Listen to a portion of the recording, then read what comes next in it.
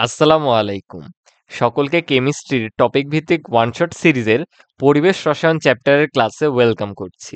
আমাদের আজকের ক্লাসের টপিক হচ্ছে আদর্শ গ্যাস ও বাস্তব গ্যাস।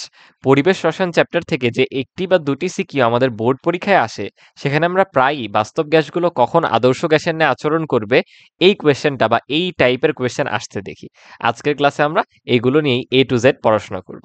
তাহলে চলো শুরু করা যাক। শুরুতেই আমরা একটু আদর্শ গ্যাস এবং বাস্তব গ্যাসের মধ্যে যে পার্থক্য সেটা দেখে নিব।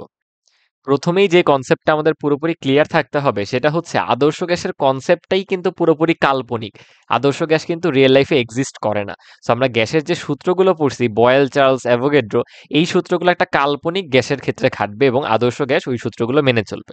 অপরদিকে আমাদের রিয়েল লাইফে এক্সিস্টিং গ্যাসগুলো অর্থাৎ বাস্তব গ্যাসগুলো কিন্তু এই গ্যাসীয় সূত্রসমূহ সরাসরি মেনে চলে না।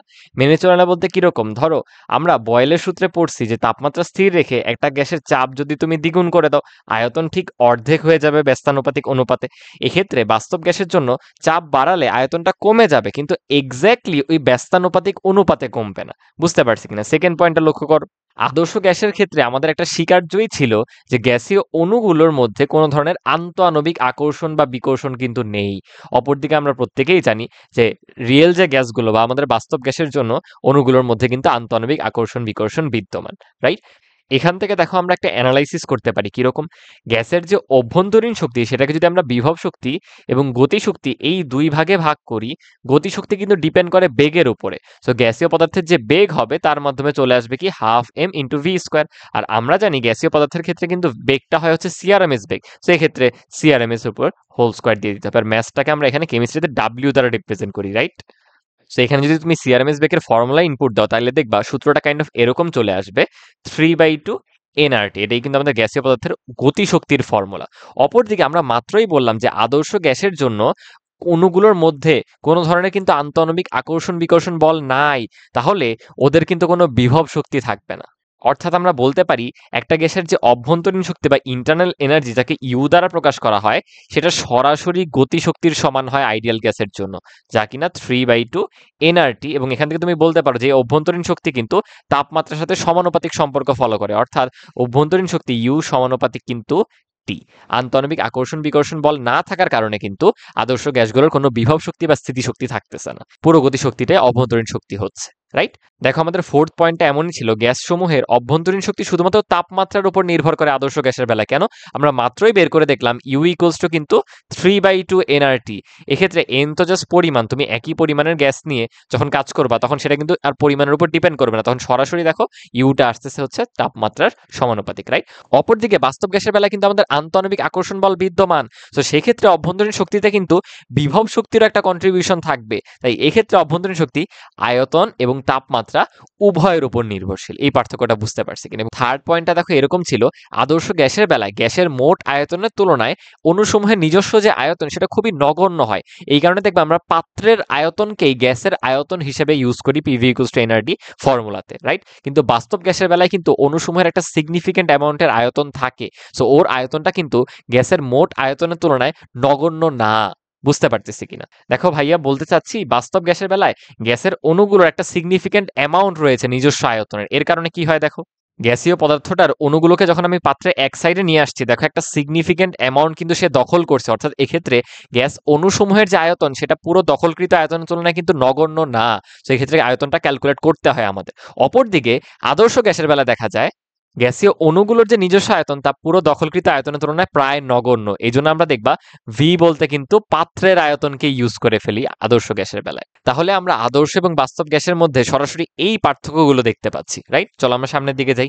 আচ্ছা, এখন আমরা সংকোচনশীলতা গুণাঙ্ক বা কম্প্রেসিবিলিটি ফ্যাক্টর নিয়ে পড়াশোনা করব। এখন আমরা সংকোচনশীলতা গুণাঙ্ক বা কম্প্রেসিবিলিটি ফ্যাক্টর নিয়ে আলোচনা করব। আমরা অলরেডি দেখে আসলাম যে আদর্শ গ্যাস আর বাস্তব গ্যাসের মধ্যে মেইন যে ডিফারেন্সেসগুলো তার মধ্যে একটা হচ্ছে, আদর্শ গ্যাসের ক্ষেত্রে আমরা ধরে নিয়েছিলাম একটা স্বীকার্য যে অণুগুলোর মধ্যবর্তী কোনো আন্তঃআণবিক আকর্ষণ বিকর্ষণ বল নেই।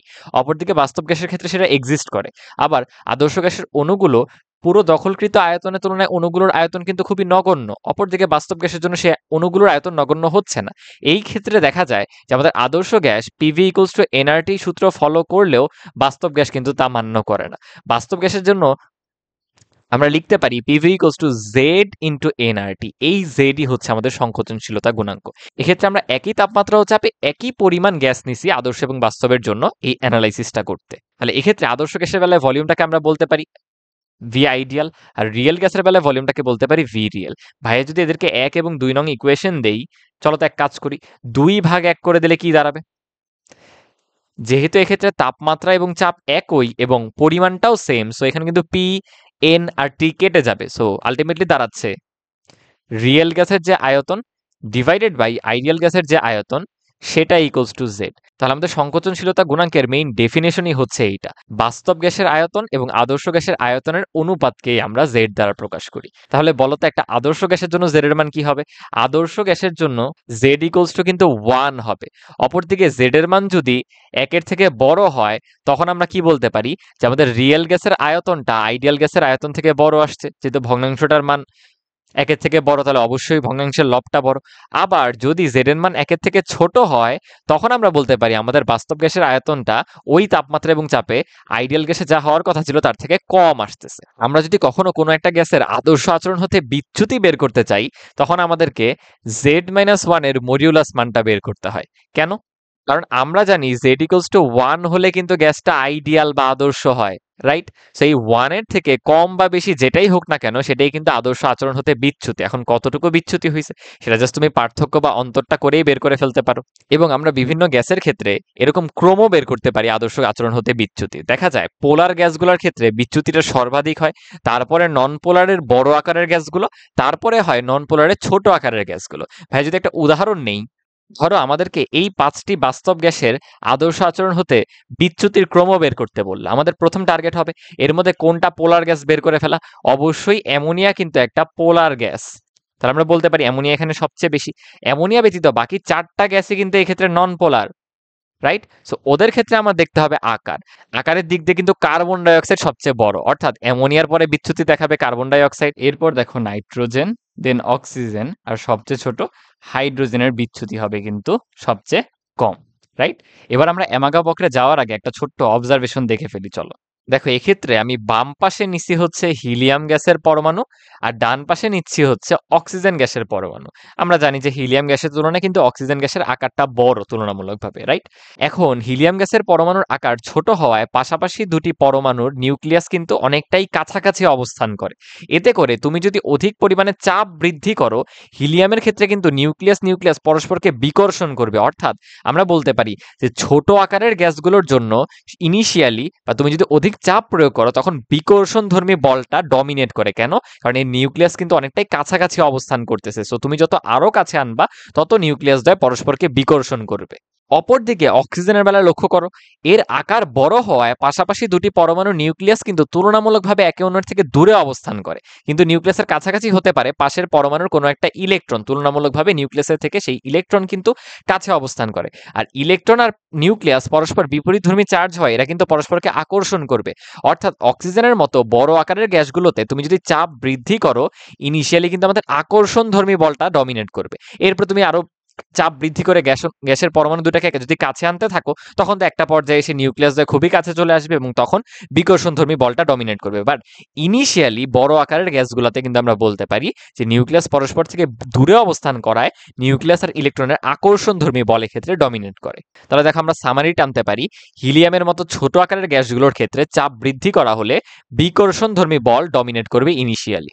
অপরদিকে বড় আকারের গ্যাসগুলো অক্সিজেনের মতো যদি তুমি চাপ বৃদ্ধি করো, তাহলে ইনিশিয়ালি আকর্ষণধর্মী বল ডমিনেট করবে। হ্যাঁ, এখন তুমি চাপ প্রয়োগ করে এদেরকে কাছে আনতে আনতে একটা পর্যায়ে যখন এতই কাছে এনে ফেলবা যে নিউক্লিয়াস খুবই কাছে চলে আসছে, তখন কিন্তু আবার বিকর্ষণ ডমিনেট করবে।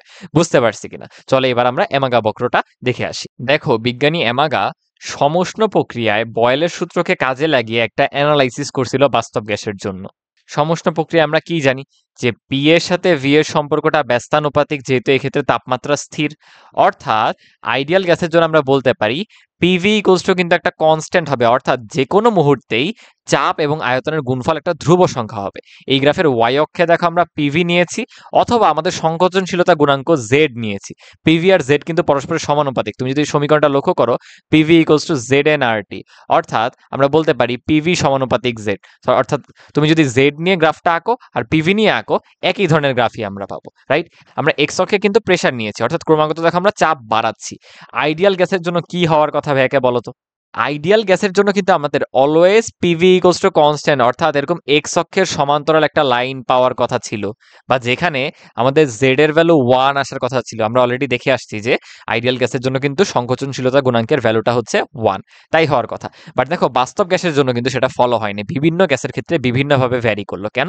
কারণ ওই যে আমরা বলতেছিলাম যে বাস্তব গ্যাসের জন্য কিন্তু অণুগুলোর মধ্যবর্তী আন্তঃআণবিক আকর্ষণ বিকর্ষণ বল রয়েছে, আবার অণুগুলোর কিন্তু নিজস্ব আয়তন রয়েছে যা গ্যাস দ্বারা পাত্রের দখলকৃত আয়তনের তুলনায় নগণ্য না। সো এই ত্রুটিগুলোর জন্য কিন্তু সে পুরোপুরি আইডিয়াল গ্যাসের যে ইকুয়েশনগুলো সেটা ফলো করে না।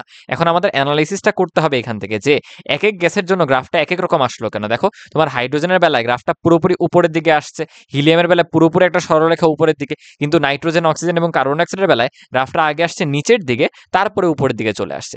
এক্ষেত্রে একটু তোমরা ভালোভাবে লক্ষ্য করলে বুঝতে পারার কথা যে পিভি ইকুয়ালস টু কে, বা এই লাইন বরাবর জেড এর ভ্যালু 1, এবং এই লাইনের উপরের দিকে জেড এর ভ্যালুটা কিন্তু গ্রেটার দেন 1, আর লাইনটার নিচে জেড এর ভ্যালুটা লেস দেন 1।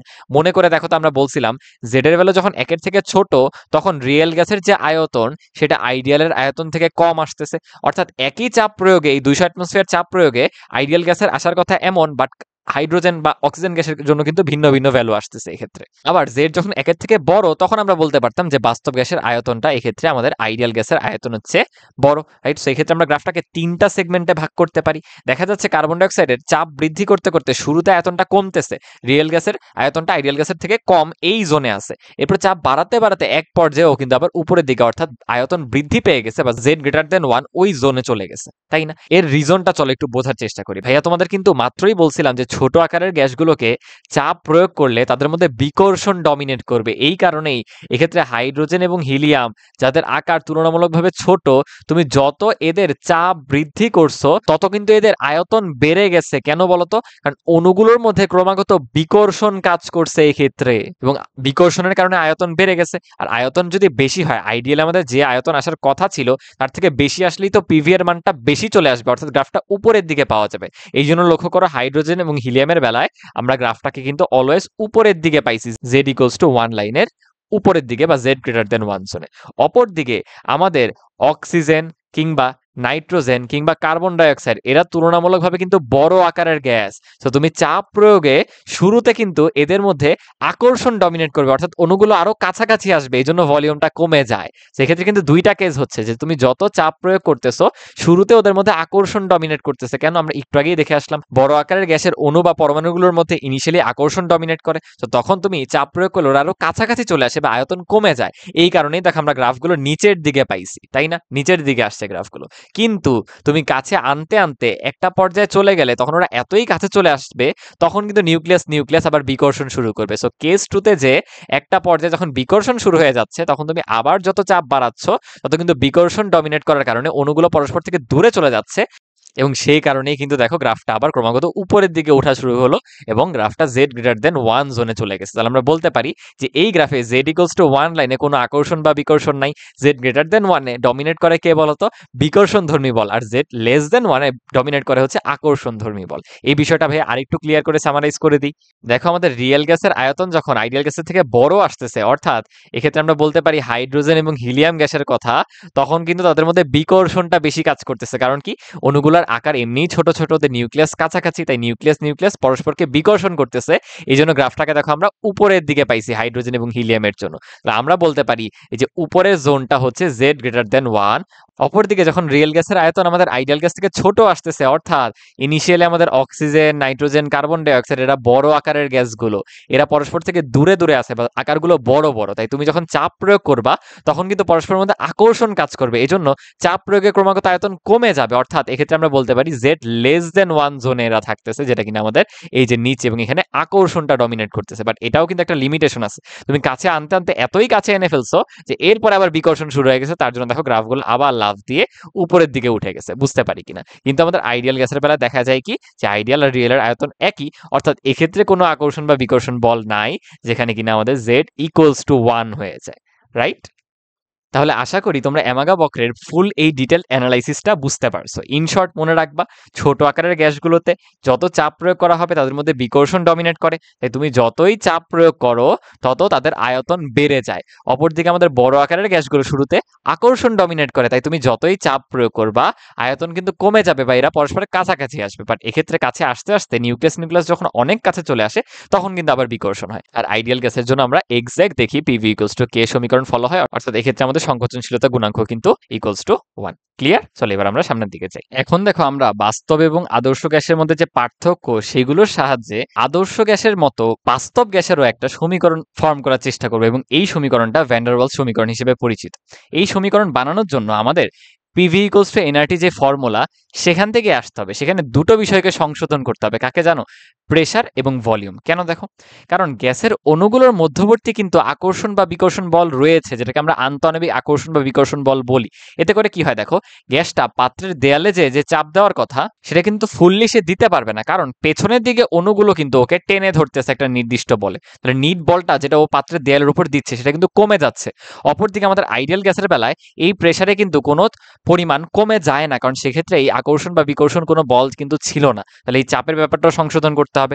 আবার দেখো আয়তনের বেলায় ওর কিন্তু পুরো স্পেসটা অ্যাভেলেবল না মুভ করার জন্য, কারণ দেখো গ্যাসের অণুগুলোরও কি নিজস্ব আয়তন আছে না? ধরো পুরো গ্যাসের অণুগুলোকে আমি পাত্রের কোনায় নিয়ে স্থান দিলাম, দেখো একটা নির্দিষ্ট অ্যামাউন্ট কিন্তু সে অ্যাক্সেস করতে পারবে না। ধরো একটা রুমের মধ্যে অনেকগুলো মানুষ আছে, তারা যেই জায়গাগুলোয় দাঁড়ানো আছে সেই জায়গাগুলো কি তুমি কখনো অকুপাই করতে পারবা না? কিন্তু আমাদের আয়তনটাকেও সংশোধন করতে হবে। এই জন্য দেখো আমরা কিভাবে করব, আমাদের আসতে হবে আইডিয়াল গ্যাস সমীকরণ থেকে। আইডিয়াল গ্যাস সমীকরণে যে ভলিউম সেটা তারা বোঝায় কতটুকু ভলিউম অ্যাক্সেস করা যায়। সহজেই বলতে পারি অ্যাভেলেবল ভলিউম টু মুভ। তাহলে আমরা অ্যাভেলেবল ভলিউমটা যদি বের করতে পারি তাহলে আয়তনের ত্রুটিটা সংশোধন হয়ে যায়। তাহলে দেখো পুরো পাত্রের ভলিউম আমি ধরতেছি ভি অফ সি, অর্থাৎ কন্টেইনারের যে আয়তন সেটা। এখন অণুগুলোর নিজস্ব যে আয়তন সেটা যদি প্রতি মোলের জন্য বি হয়, তাহলে এন মোলের জন্য কত হবে বলতো? ভাইয়া দেখো ধরতেছি 1 মোল গ্যাস অণুর আয়তন হচ্ছে বি, তাহলে আমরা এক্ষেত্রে যেহেতু এন মোল নিয়ে কাজ করব, তাহলে এন মোলের জন্য আয়তনটা কি হবে বলতো গ্যাস অণুগুলোর? হয়ে যাচ্ছে এনবি, অর্থাৎ পাত্রে যতটুকু আমরা অকুপাই করতে পারতেছি না সেটা কিন্তু এনবি। তাহলে অ্যাভেলেবল ভলিউম কতটুকু বলতো? আমরা আইডিয়াল ভলিউমটা যদি লিখতে চাই সেটা হবে পুরো কন্টেইনারের ভলিউম থেকে এই যতটুকু অ্যাক্সেস করা যাচ্ছে না বা ওদের নিজস্ব আয়তনের জন্য যতটুকু চলে যাচ্ছে সেটাকে জাস্ট বিয়োগ করে দাও, তাহলেই তো আমাদের আয়তনটা সংশোধিত হয়ে গেল। এবার আসলে চাপের সংশোধনে আসি। যতটুকু চাপ ওর অ্যাপ্লাই করতে পারার কথা ছিল সেটা কিন্তু ও পারতেছে না, কিছু পরিমাণ কমে যাচ্ছে। তাহলে আমাদের আইডিয়াল যে প্রেসার হওয়ার কথা তার থেকে কিছু পরিমাণ কমে যাচ্ছে। এই কমে যাওয়ার কারণে ধরো আমরা রিয়েল গ্যাসের প্রেসারটা পাচ্ছি। তাহলে আমাদেরকে যদি এই আইডিয়াল প্রেসারটা বের করতে হয়, ওই কমে যাওয়া যে চাপটা সেটা অ্যাড করতে হবে। এবং দেখা যায় বিজ্ঞানী ভ্যান ডার ওয়ালস এই সমীকরণে বলছে, ওই ডিরাইভেশনটা আমাদের দরকার নাই, ওই ভ্যালুটা হয় হচ্ছে N square A by V square. এক্ষেত্রে এটা হচ্ছে একটা ধ্রুবক আর এন হচ্ছে মোল সংখ্যার, ভি কিন্তু ভলিউম। তাহলে আমরা দেখো প্রেসারকেও এইভাবে সংশোধন করতে পারি। পুরো বিষয়টাকে যদি আমরা মার্চ করি তাহলে দেখো দাঁড়াচ্ছে, তাহলে আমাদের বাস্তব গ্যাসের জন্য সমীকরণটা দাঁড়াবে দেখো, প্রেসারকে আমরা সংশোধন করছি P plus N square A by V square দিয়ে, ভলিউমকে আমরা সংশোধন করছি ভি মাইনাস এন বি দিয়ে। এক্ষেত্রে খুব সহজভাবে জাস্ট প্রতীকগুলো লিখে দিবা, পি ভি আলাদা করে কিছু লিখতে হবে না, ইকুয়ালস টু এনআরটি। এই সমীকরণটাই কিন্তু আমাদের ভ্যান ডার ওয়ালস সমীকরণ বা আমাদের বাস্তব গ্যাস সমীকরণ হিসেবে পরিচিত।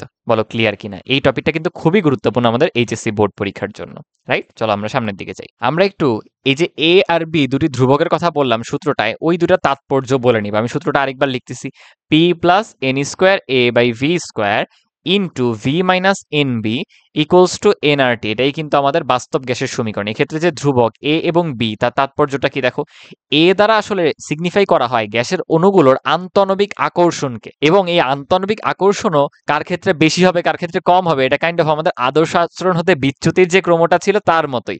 পোলার গ্যাসের ক্ষেত্রে আকর্ষণটা বেশি হবে, দেন নন পোলারের ক্ষেত্রে বড় অণুগুলাই বেশি আর নন পোলারের ছোটগুলো সবচেয়ে কম হবে, কারণ নন পোলার সমযোজী যৌগগুলোতে ভ্যান ডার ওয়ালস ফোর্স কাজ করে। ভ্যান ডার ওয়ালস আকর্ষণধর্মী বল কিন্তু সাইজ যত বড় তত বেশি হয়। সো আশা করি এটা তোমরা বুঝতে পারছো। এবার দেখো আমাদের পরীক্ষায় প্রায়ই এই এ এর ইউনিট বের করাটা আসে।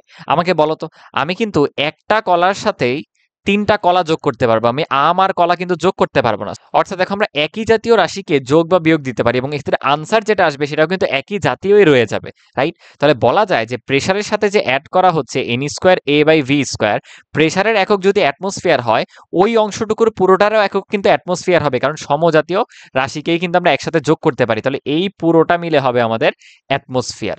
তাহলে দেখো এখান থেকে আমরা কি বলতে পারি, n²a/v², তার ইউনিট হচ্ছে অ্যাটমসফিয়ার। আমরা জানি ভলিউমের ইউনিট হচ্ছে লিটার, তাহলে লিটারকে অপর পাশে পাঠাও এবং মোল স্কয়ার দ্বারা যদি ভাগ করে দাও তাহলে এ দাঁড়াচ্ছে atm লিটার স্কয়ার পার মোল স্কয়ার। তাহলে এটাই কিন্তু আমাদের ভ্যান ডার ওয়ালস ধ্রুবক এ এর একক। এ আর বি দুইটাই কিন্তু ভ্যান ডার ওয়ালস সমীকরণের ভ্যান ডার ওয়ালস কনস্ট্যান্ট হিসেবে পরিচিত বা ভ্যান ডার ওয়ালস ধ্রুবক। বুঝতে পারছি? সেখানে এ দ্বারা সিগনিফাই করা হয় আন্তঃনবিক আকর্ষণকে, আর বি দ্বারা কি সিগনিফাই করা হয়? আমরা মাত্রই বলছিলাম, দেখো এক মোল গ্যাস অণুর যে নিজস্ব আয়তন তাকে আমরা বি বলতেছিলাম, তাই এন মোলের জন্য এন বি আসতেছিল। তাহলে বি দ্বারা বোঝানো হয় প্রতি মোল গ্যাস অণুর আয়তন। এর জন্য যদি আমরা এককটা বের করতে চাই, দেখো সেটাও খুবই সোজা। ভলিউম থেকে যেটা বিয়োগ যাচ্ছে তারও একক ভলিউমের মতোই হতে হবে, অর্থাৎ ভি মাইনাস এন বি। এক্ষেত্রে ভলিউম যদি লিটার হয়, আমাদের এন বি কেও কিন্তু লিটারই হইতে হবে, কারণ সমজাতীয় রাশি আমরা যোগ বিয়োগ দিতে পারি। তাহলে দেখো তো কি বলা যাচ্ছে, N B equals to litre, যেখানে এন হচ্ছে মোল নাম্বার, তাহলে বি এর একক চলে আসবে লিটার পার মোল। এটা কিন্তু খুবই গুরুত্বপূর্ণ এবং দেখো ডেফিনেশন থেকেই বলা যায় যে প্রতি মোল গ্যাস অণুর আয়তন, আয়তন মানে লিটার, প্রতি মোলের আয়তন অর্থাৎ লিটার পার মোল। বলো বুঝতে পারছে কিনা? আচ্ছা, এবার আমরা দেখব কোন স্পেশাল কন্ডিশনে আমাদের বাস্তব গ্যাসগুলোও কিন্তু আদর্শ গ্যাসের মতো আচরণ করতে পারে। সেই কন্ডিশনটা হচ্ছে নিম্নচাপ এবং উচ্চ তাপমাত্রা। এই গ্রাফটার দিকে যদি তোমরা একটু লক্ষ্য করো, দেখো আমি একই গ্যাসের ক্ষেত্রে গ্রাফটাকে প্লট করছি জাস্ট 3টা ডিফারেন্ট টেম্পারেচারে। একটা হচ্ছে 200 কেলভিন, একটা 500 কেলভিন এবং একটা 1000 কেলভিন। দেখো তো যত আমরা তাপমাত্রা বাড়াচ্ছি গ্রাফটার আকার কিন্তু ততই আমাদের যে আইডিয়াল আচরণ অর্থাৎ z=1 যে আসার লাইনটা তার কাছাকাছি আসতেছে, অথবা পিভি লাইনের কাছাকাছি আসছে। তাহলে কি বলতে পারি যে উচ্চ তাপমাত্রায় বাস্তব গ্যাসগুলো কিন্তু আদর্শ গ্যাসের ন্যায় আচরণ করে। আবার দেখো তো গ্রাফগুলার শুরুর পয়েন্টটা যদি একটু লক্ষ্য করো, ধরো আমি এই ক্ষেত্রে বলতেছি, তখন চাপের পরিমাণটা কি খুবই কম না? অর্থাৎ নিম্ন চাপেও কিন্তু গ্যাসগুলো অলমোস্ট ওই z=1 লাইনের কাছাকাছি। তাহলে কি বলা যায় যে নিম্ন চাপের ক্ষেত্রেও কিন্তু গ্যাসগুলো আদর্শ গ্যাসের মতো আচরণ করতেছে, তাই না? এর রিজনটা যদি আমাদের ব্যাখ্যা করতে হয়, দেখো নিম্ন চাপে যেহেতু চাপ অনেক কম থাকে, তখন গ্যাসটা না অধিক পরিমাণ আয়তন অকুপাই করে বা চারিদিকে ছড়িয়ে যায়। এতে করে হয় কি, পাত্রে গ্যাস কর্তৃক দখলকৃত আয়তনের তুলনায় তখন গ্যাসের অণুগুলোর নিজস্ব আয়তন প্রায় নগণ্য হয়ে যায়। এটাই কিন্তু আমাদের আদর্শ এবং বাস্তব গ্যাসের মধ্যে একটা পার্থক্য ছিল, যার কারণে বাস্তব গ্যাসগুলো আদর্শ গ্যাসের সূত্রগুলো ফলো করতো না। নিম্ন চাপে কিন্তু সেটা আমরা আমাদের ফেভারে আসতে দেখতেছি।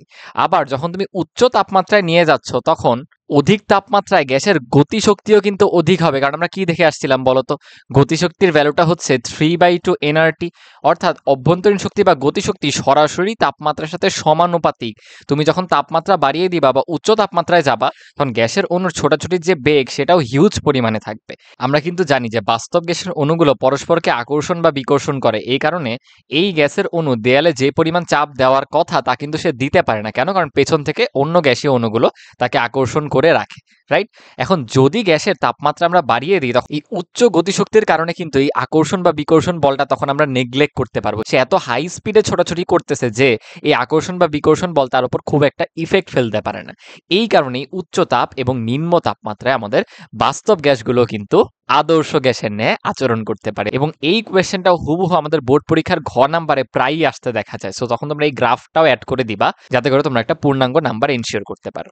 ক্লিয়ার? চলো এবার আমরা কিছু সিকিউ প্র্যাকটিস করে ফেলি। দেখো আমাদের ঢাকা বোর্ডে 23 সালে আসা সিকিউটায় বলা হয়েছে উদ্দীপকের বি এবং সি গ্যাস আদর্শ আচরণ না করার শর্ত বিশ্লেষণ করো। দেখো তো উদ্দীপকে এ কিন্তু এক্ষেত্রে আদর্শ গ্যাস। কেন? দেখো কারণ এর পি ভার্সেস পিভি গ্রাফে এক্স অক্ষের সমান্তরাল রেখা, যা পিভি ইকুয়ালস টু কে কে নির্দেশ করে, রাইট? কিন্তু বি আর সি কিন্তু তাকে অমান্য করছে, অর্থাৎ বি এবং সি এক্ষেত্রে বাস্তব গ্যাস এবং এদের আদর্শ আচরণ না করার কারণটা কি বলতো? আমরা দেখে আসছিলাম আদর্শ গ্যাস এবং বাস্তব গ্যাসের মধ্যে মেইন দুটি যে ডিফারেন্স, প্রথম ডিফারেন্সটা কি? প্রথমেই দেখো আমাদের বলতে হয় যে বাস্তব গ্যাসের অণুগুলোর মধ্যে কিন্তু আন্তঃনবিক আকর্ষণ বা বিকর্ষণ বল রয়েছে। অর্থাৎ এই ক্ষেত্রে গ্যাসের একটি অণু পাত্রের দেয়ালে যে চাপ দিবে তা কিন্তু কমে যাবে। কেন বলতো? কারণ পেছনের অণু একে টেনে ধরতেছে আকর্ষণ বলের কারণে। এই কারণে এক্ষেত্রে চাপের ভ্যালুটা হবে দেখো P plus N square A by V square. যতটুকু চাপ কমে যাচ্ছিল সেটাকে আমাদের অ্যাড করে দিতে হয় বাস্তব গ্যাসের জন্য। আবার দ্বিতীয় পয়েন্টটা কি বলতো? বাস্তব গ্যাসের যে অণুগুলো তাদের কিন্তু নিজস্ব একটা আয়তন রয়েছে যেটাকে নগণ্য ধরা যায় না। দেখো গ্যাসের অণুগুলোকে আমরা পাত্রের একটা নির্দিষ্ট অংশে আলাদা করে রাখলে পুরো আয়তনটাকে কিন্তু একটা গ্যাসের অণু অ্যাক্সেস করতে পারবে না। তাদের নিজস্ব যে আয়তন সেই অংশটুকু বাদ চলে যাচ্ছে। এই জন্য আমরা আয়তন সংশোধন করছিলাম, ভি থেকে এনবি অংশ বাদ দিতে হচ্ছিল, যেখানে এনবি কি এই গ্যাসের অণুগুলোর যে আয়তন, আর ভি হচ্ছে পুরো পাত্রের আয়তনটা, রাইট? এই কারণে আমাদের বাস্তব গ্যাস সমূহ কিন্তু ভ্যান্ডার ওয়ালস সমীকরণ অর্থাৎ P plus N square A by V square into V minus N B equals to NRT এইটা মেনে চলে। এই কারণে কিন্তু তাদের ক্ষেত্রে এই গ্যাসের মতো আচরণ করা সম্ভব হয়নি। কোয়েশ্চেনে দেখো আমাদের সমীকরণ সহ ব্যাখ্যা করতে বলছিল, এটাই কিন্তু সমীকরণ সহ আমাদের এক্সপ্লেনেশন। পাশাপাশি তোমরা আলাদা করে বলে দিতে পারো যে সি গ্যাসের জন্য কেন গ্রাফটা একদম সরাসরি উপরের দিকে সরল রেখা আসলো, আর বি গ্যাসের জন্য কেন নিচে যে এরপর উপরের দিকে উঠলো। আমরা অলরেডি ডিসকাস করে আসছি আইডিয়াল গ্যাসের জন্য কিন্তু এক্ষেত্রে সংকোচনশীলতা গুণাঙ্ক জেড ইকুয়ালস টু 1 হয়। এর উপরের অংশটা হচ্ছে আমাদের বিকর্ষণ জোন, যেখানে জেড এর ভ্যালুটা গ্রেটার দেন 1, আর নিচে কিন্তু আকর্ষণ জোন, যেখানে জেড এর ভ্যালু লেস দেন 1। এক্ষেত্রে সি গ্যাসের ক্ষেত্রে হয় কি, ইহা কোনো ছোট আকারের গ্যাস হবে। এই কারণে আমরা যখন অধিক চাপ প্রয়োগ করছি তখন পাশাপাশি দুটি পরমাণু নিউক্লিয়াস পরস্পরকে বিকর্ষণ করাতে তারা দূরে সরে গেছে, অর্থাৎ আয়তনটা কিন্তু বেড়ে গেছে তখন। এই কারণে সি দেখো এরকম আচরণ করছে। ওর গ্রাফটা আসতেছে জেড গ্রেটার দেন 1 বা বিকর্ষণ জোনে। অপরদিকে আমাদের বি গ্যাসের জন্য কি হচ্ছে, এটা হয়তো বা কোনো বড় আকারের গ্যাসের অণু, যার কারণে এদের নিউক্লিয়াস পরস্পর থেকে অনেক দূরে অবস্থিত। তাই তুমি অধিক চাপ প্রয়োগ করলে ইনিশিয়ালি কিন্তু এরা আকর্ষণ করতেছে, অর্থাৎ একে অন্যের কাছে আসতেছে পরস্পর পাশাপাশি দুটি পরমাণু। এই কারণে আয়তনটা কমে যাচ্ছে। তবে এটারও একটা লিমিট আছে। ওই লিমিট যখন তুমি অতিক্রম করে ফেলতেছো তখন যতই চাপ প্রয়োগ করো না কেন নিউক্লিয়াসের বিকর্ষণের কারণে তখন আবার দেখো গ্রাফটা উপরের দিকে যাচ্ছে বা আয়তন বেড়ে যাচ্ছে, এরা পরস্পর থেকে দূরে সরে যাচ্ছে। তাহলে এটাই হচ্ছে আমাদের এই কোয়েশ্চেনের এক্সপ্লেনেশন, রাইট? চলো আমরা পরে সিকিউতে যাই। কুমিল্লা বোর্ডের সিকিউতে দেখো আমাদেরকে বলা হয়েছে যে বি এবং সি গ্যাস কোন শর্তে এ গ্যাসের ন্যায় আচরণ করবে। এখন আমাদের কিন্তু কোনো আইডিয়াই নেই যে কোনটা আদর্শ গ্যাস আর কোনটা বাস্তব গ্যাস। তার জন্য চলো আমরা প্রত্যেকটা গ্যাসের জন্য PV equals to Z N R T এই সমীকরণটা অ্যাপ্লাই করব, এবং এখান থেকে আমরা সংকোচনশীলতা গুণাঙ্ক জেড এর ভ্যালু চলো বের করে ফেলবো। জেড এর ভ্যালু যদি 1 আসে তাহলে সেটা আইডিয়াল গ্যাস, 1 ব্যতীত অন্য যে কোনো ভ্যালু আসলেই কিন্তু সেটা হবে বাস্তব গ্যাস। তাহলে এ গ্যাসের জন্য দেখো আমরা প্রেসারটাকে অ্যাটমসফিয়ারে ইনপুট দিচ্ছি 12.32 ইন্টু ভলিউমকে লিটারে ইনপুট দিচ্ছি ইন্টু 2 ডিভাইডেড বাই আমাদের মোল নাম্বার দেওয়া আছে 0.25 ইন্টু আর এর ভ্যালু 0.0821 ইন্টু টেম্পারেচার হচ্ছে 927 প্লাস 273। এটা করলে আমাদের জেড এর ভ্যালু চলে আসতেছে অলমোস্ট 1 এর কাছাকাছি। তাহলে আমরা কি বলতে পারি বলতো? আমাদের এ গ্যাসটা কিন্তু আসলে একটা আইডিয়াল গ্যাস বা আদর্শ গ্যাস, রাইট? আসলে আমরা বি এবং সি এর জন্য দেখি একই ইকুয়েশন অ্যাপ্লাই করে। বি গ্যাসের জন্য সংকোচনশীলতা গুণাঙ্কের মান চলে আসতেছে 1.16, যেটা কিন্তু 1 এর সমান না। অর্থাৎ এক্ষেত্রে আদর্শ আচরণ থেকে বিচ্যুতি আমরা দেখতে পাচ্ছি, যা কিনা একটা বাস্তব গ্যাস বা রিয়েল গ্যাস, রাইট? আসলে সি গ্যাসের জন্য লক্ষ্য করি, এক্ষেত্রে জেড এর ভ্যালু 1 থেকে কম আসতেছে 0.71। এটাও কিন্তু তাহলে আমাদের একটা বাস্তব গ্যাস। তাহলে বলো তো বি এবং সি গ্যাস অর্থাৎ আমাদের বাস্তব গ্যাস কখন একটা আদর্শ গ্যাসের মতো আচরণ করবে? আমরা অলরেডি দেখে আসছি না, নিম্নচাপ ও উচ্চ তাপমাত্রায় বাস্তব গ্যাস সমূহ আদর্শ গ্যাসের ন্যায় আচরণ করবে, এবং এর এক্সপ্লেনেশনটা দিয়ে দিবা যেটা কিনা আমরা অলরেডি আলোচনা করে ফেলছি। এই যে এভাবে গ্রাফ সহ পুরোটা যদি তোমরা ডিসকাস করে দিতে পারো তাহলে আশা করি পূর্ণ নাম্বার এই কোয়েশ্চেনে চলে আসবে। চলো আমরা পরের কোয়েশ্চেনে চলে যাই। দেখো এখানে কি বলা হয়েছে, উদ্দীপকের এ গ্যাসটি লেখচিত্রের কোন রেখার মতো আচরণ করবে যুক্তি সহ ব্যাখ্যা করো। আগে আমরা এ গ্যাসটাকে ফাইন্ড আউট করি। দেখো তো ক্যালসিয়াম কার্বনেটের মধ্যে আমরা HCl ঢালতেছি, তাহলে বিক্রিয়াটা কি হচ্ছে? Calcium carbonate plus HCl। Calcium carbonate কিন্তু ক্ষারীয় টাইপের পদার্থ, অর্থাৎ এক্ষেত্রে আমাদের প্রশমন বিক্রিয়ার মূলনীতি কাজে লাগাতে হবে। আমরা কি শিখছিলাম? অ্যাসিডের হাইড্রোজেন ক্ষারের ধাতু দ্বারা প্রতিস্থাপিত হয়ে যাবে, অর্থাৎ ক্যালসিয়াম এসে বসে যাবে অ্যাসিডের হাইড্রোজেনের জায়গায়, অর্থাৎ যৌগটা তৈরি হবে ক্যালসিয়াম ক্লোরাইড। আর প্রশমন বিক্রিয়া তো পানি হয়ই, এবং এক্ষেত্রে যেহেতু কার্বনেট লবণ ছিল তাই কিন্তু তৈরি হয়ে যাবে কার্বন ডাই অক্সাইড গ্যাস। এবং আমাদের যে এ গ্যাসের কথা বলা হয়েছে লক্ষ্য করো, এটা কিন্তু আসলে কার্বন ডাই অক্সাইড গ্যাসই। আমাদের এখন বলতে হবে এই যে একটা অ্যামাগা বক্র দেওয়া আছে আমাদের উদ্দীপকে, কার্বন ডাই অক্সাইড কোনটাকে ফলো করবে। প্রথম কথা, কার্বন ডাই অক্সাইড কি একটা বাস্তব গ্যাস না ভাইকে বলো তো? আর একটা বাস্তব গ্যাস কখনো আমাদের পিভি ইকুয়ালস টু কনস্ট্যান্ট এই লাইনকে ফলো করবে না, বা যেই লাইনে জেড ইকুয়ালস টু 1 তাকে ফলো করবে না। তাহলে আমাদের অপশন এখন দুইটা, জেড নাকি ওয়াই, কোনটা বলো তো? কার্বন ডাই অক্সাইড হচ্ছে একটা বড় আকারের গ্যাস, রাইট? এই কারণে দেখো আমি যদি গ্রাফের মধ্যে একটা পয়েন্ট দিই, ধরো এই পয়েন্টটাকে আমরা নাম দিচ্ছি হচ্ছে জি পয়েন্ট, এখানে বলতেছি এইচ, এবং সর্বশেষে এখানে নাম দিতেছি হচ্ছে আই। এক্ষেত্রে জি থেকে এইচ পর্যন্ত যে রেঞ্জটা আছে এই অংশে কি হচ্ছে, আমরা যত চাপ বাড়াচ্ছি অণুগুলো বড় আকারের হওয়ায় পাশাপাশি দুটি অণুর মধ্যে কিন্তু এক্ষেত্রে আকর্ষণ কাজ করবে, কারণ নিউক্লিয়াসগুলো অতটা কাছাকাছি না যে বিকর্ষণ করবে, তাহলে এক্ষেত্রে আকর্ষণ ডমিনেট করে। এবং আকর্ষণধর্মী বল কাজ করার কারণে পাশাপাশি দুটি অণু একে অন্যের কাছাকাছি আসে, এতে করে কি হবে বলতো? আয়তন কমে যাবে না? এই কারণেই দেখো জিএইচ অংশটাতে জেড গ্রাফের ক্ষেত্রে প্রথমে আয়তনটা কমতেছে যত আমরা চাপ বৃদ্ধি করতেছি, বাট আয়তন কমতে কমতে বা অণুগুলো একের কাছাকাছি আসতে আসতে এক পর্যায়ে এতই কাছে চলে আসছে, যেটা কিনা আমাদের এইচ আর আই এ হচ্ছে, এইচ থেকে আই এ, যে এরপরে তুমি যতই চাপ প্রয়োগ করো না কেন তখন নিউক্লিয়াস দুইটা খুবই কাছাকাছি, অর্থাৎ এদের মধ্যে তখন বিকর্ষণ বলটা ডমিনেট করবে, তাহলে পরস্পর থেকে তারা দূরে সরে যাবে, অর্থাৎ তখন আবার এদের আয়তন বাড়া শুরু হবে এবং ক্রমাগত বাড়তেই থাকবে। তাহলে আমরা কি বলতে পারি যে এই ক্ষেত্রে আমাদের জেড রেখাকে কিন্তু কার্বন ডাই অক্সাইড গ্যাসটা ফলো করতেছে। আমরা আগেও কিন্তু এই বিষয়টা পুরোপুরি এ টু জেড ডিসকাস করছিলাম। ক্লিয়ার? চলো আমরা পরের সিকিউতে যাই। এক্ষেত্রে দেখো ময়মনসিংহ বোর্ডে আমাদের একটা ম্যাথ আছে, বলছে 1 মোল এন গ্যাস নিয়ে আমরা কাজ করতেছি, সেটার আদর্শ নাকি বাস্তব কোন অবস্থায় চাপ বেশি হবে। তাহলে ভাইয়াকে বলো তো, এটাকে যদি আমি আদর্শ গ্যাস ধরি তাহলে আমাদের সমীকরণটা কি? পিভি ইকুয়ালস টু এনআরটি, এমন না বলতো আদর্শ গ্যাসের জন্য এই প্রেসারটাকে ভাইয়া ধরো আইডিয়াল প্রেসার বলতেছি, রাইট? সো আমরা যদি আইডিয়াল প্রেসারটা বের করতে চাই সেটা কি হবে? P ideal equals to NRT divided by যে ভলিউম, সেটা আসলে ভ্যালুগুলো বসাই দিই। আমাদের বলা আছে 1 মোল, তাহলে 1 ইন্টু, আমি যদি ভলিউমকে লিটারে রাখি তাহলে আর এর ভ্যালু রাখতে হবে লিটার অ্যাটমসফিয়ারে, অর্থাৎ 0.0821 ইন্টু আমাদের টেম্পারেচার দেখো 298 কেলভিন ডিভাইডেড বাই 1 লিটার। এটা যদি বসাই দিই আমাদের প্রেসার ভ্যালুটা কিন্তু আসবে অ্যাটমসফিয়ারে, যেটা আসতেছে 24.4658 এত অ্যাটমসফিয়ার। এটাই কিন্তু আমাদের আইডিয়াল প্রেসারটা। এবার আসো তো আমরা রিয়েল প্রেসার বের করে আসি। রিয়েল প্রেসার বের করার জন্য আমাদের তখন ভ্যান ডার ওয়ালস সমীকরণ বা বাস্তব গ্যাস সমীকরণ ইউজ করতে হবে, যেটা কিনা P plus N square A by V square into V minus N B equals to কি বলতো? আরটি। অর্থাৎ এই প্রেসারটাকে আমরা বলতে পারি রিয়েল প্রেসার। তাহলে সেটার ভ্যালুটা হবে দেখো simply P real equals to RT divided by V minus N B, আর এরপরে N square A by V square এই পক্ষে মাইনাস করে দাও। তাহলে আসলে ভ্যালুগুলো আমরা ইনপুট দিয়ে দিই, 0.0821 into 298 divided by volume 1 minus N এর ভ্যালু 1, বি দেখো দেওয়া আছে 0.04286 মাইনাস এন এর ভ্যালু 1, এ দেওয়া আছে 3.6068 ডিভাইডেড বাই ভলিউমের উপর স্কোয়ার।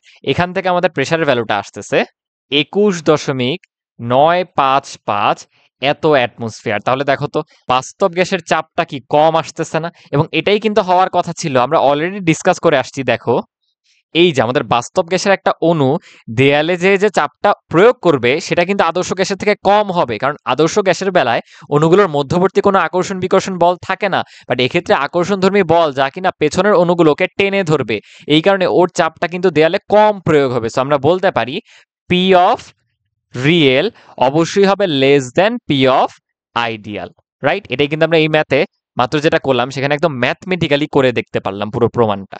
একইভাবে দেখো তো বাস্তব গ্যাসের জন্য অণুগুলার একটা নিজস্ব আয়তন রয়েছে, অর্থাৎ সে পুরো ভলিউমটা অ্যাক্সেস করতে পারে না পাত্রের, একটা নির্দিষ্ট অংশ কিন্তু বিয়োগ চলে যাচ্ছে। অথচ আদর্শ গ্যাসের বেলায় অণুগুলো এত দ্রুত ছোটাছুটি করে বা তাদের নিজস্ব আয়তনটা এতই নগণ্য যে একটা গ্যাসীয় অণু পুরো পাত্রের আয়তনকেই কিন্তু দখল করতে পারে।